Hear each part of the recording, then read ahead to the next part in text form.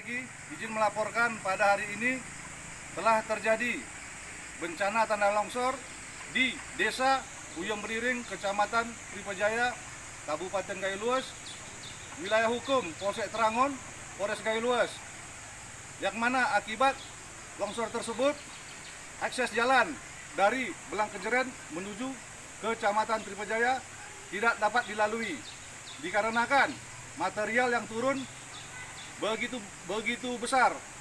Akan tetapi perlu kami sampaikan dalam kesempatan ini, akses jalan menuju ke Tripejaya melalui Belang Kejeren bukanlah akses satu-satunya. Masih ada akses jalan yaitu dari Kecamatan Trangon menuju ke Tripejaya. Demikian komandan laporan awal. Selanjutnya kami mohon petunjuk. Terima kasih.